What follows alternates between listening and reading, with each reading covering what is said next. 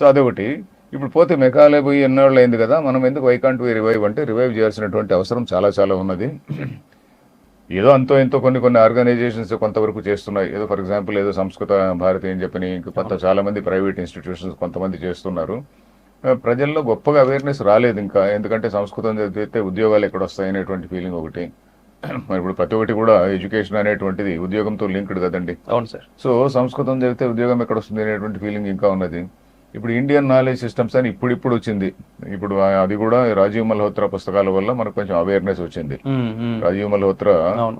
Being different అనే ఒక పుస్తకము, తర్వాత బ్యాటిల్ ఫర్ సాంస్క్రిట్ అనేది ఒకటి, ఇట్లాంటి పుస్తకాలు రాసిన తర్వాత కొంత ఓహో ఇండియన్ నాలెడ్జ్ సిస్టమ్స్ అనేటువంటిది ఒకటి ఉన్నది, మనకు కూడా కొంచెం ఒకటి ఉన్నాయి కొన్ని, దీన్ని మనం దాన్ని రివైవ్ చేయాలి అనే కొంతమంది యంగ్ స్కాలర్స్, కొంతమంది సంస్కృత పండితులు, ఇంగ్లీష్ కూడా తెలిసినటువంటి వాళ్ళు అక్కడక్కడ తయారవుతున్నారు. బట్ అది చాలా చాలా మినిస్క్యూల్ నంబర్. అది ఏమాత్రమూ చాలదు మనం ఎదుర్కొంటున్నటువంటి బ్యాటిల్కి. ఇది ఏమాత్రమూ చాలదు. ఇది ఇంటెలెక్చువల్ బ్యాటిల్ అన్నాను కదా, అవును సార్. అది ఏమాత్రమూ చాలదు.